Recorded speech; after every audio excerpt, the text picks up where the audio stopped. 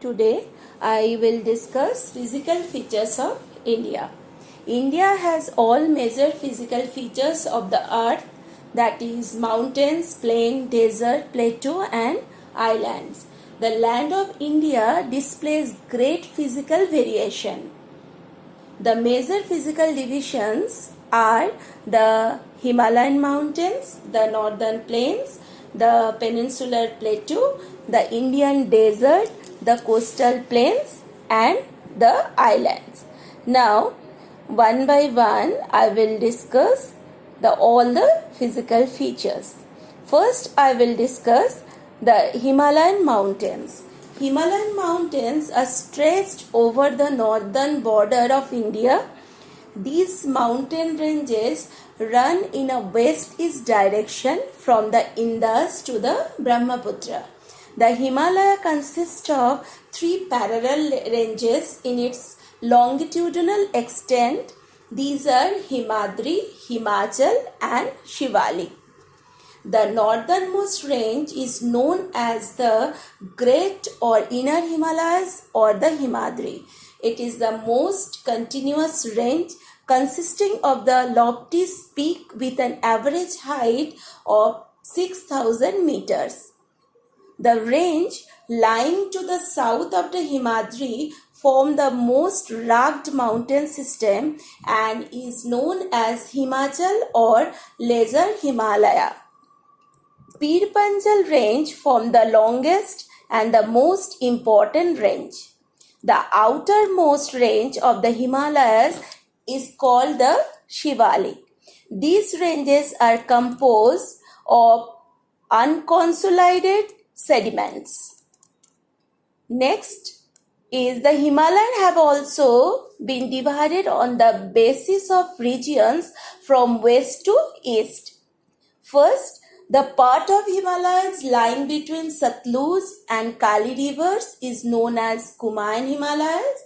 The Kali and Tista rivers divide the Nepal Himalayas, and the part lying between Tista and Dhiang rivers is known as Assam Himalayas. The part of Himalayas lying between Indus and Satluj has been traditionally known as Punjab Himalaya, but it is also known regionally as Kashmir and Himachal Himalaya from west to east respectively. Next is the northern plain. The northern plain has been formed by the interplay of the three major river systems.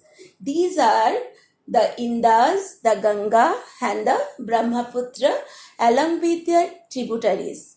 It spreads over an area of 7 lakh square kilometer. The northern plain is broadly divided into three sections as mentioned below. First, the western part of the northern plain is referred to as the Punjab Plains.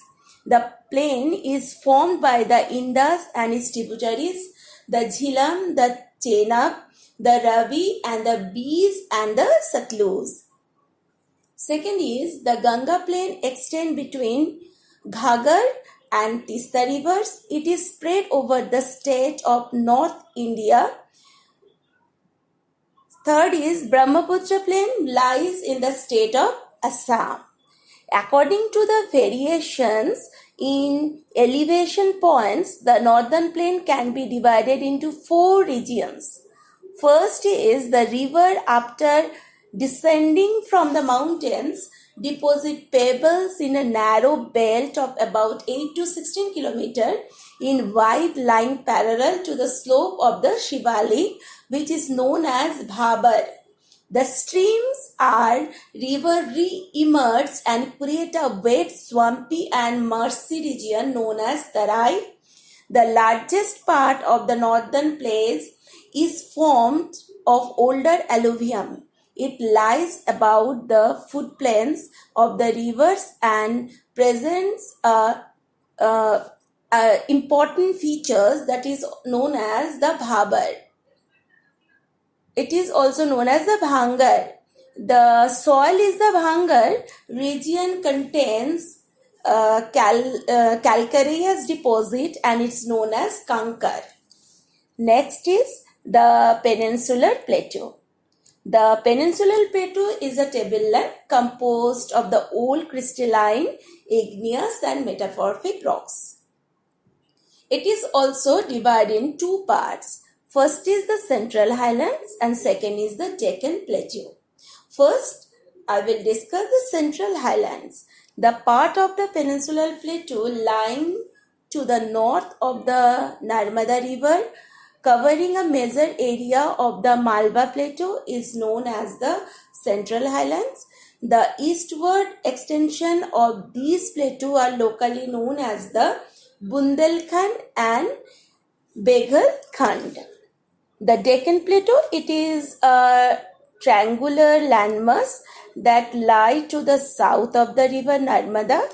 An extension of the plateau is also visible in the northeast, which is known as the Meghalaya, Karbi Anglong Plateau and North Kachahar Hills.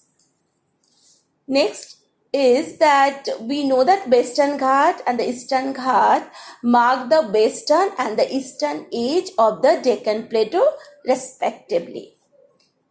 Let us know about the Western Ghat and the Eastern Ghat.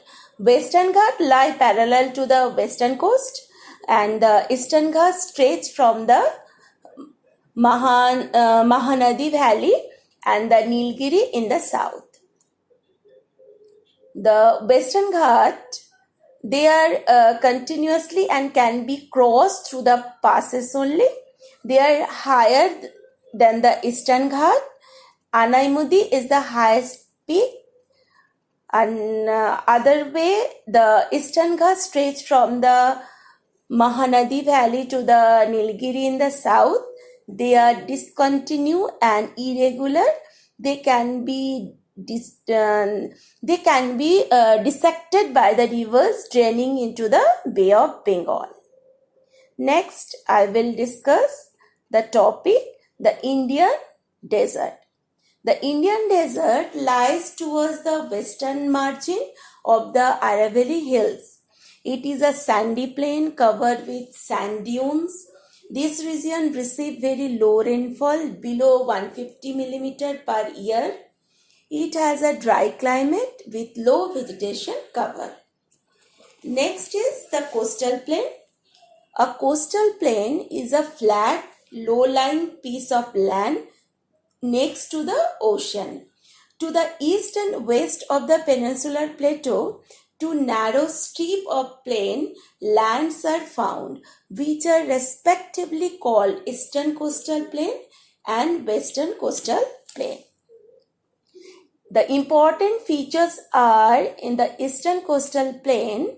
The Eastern Coastal Plain is the wide stretch of landmass lying between the Eastern Ghat and the Bay of Bengal.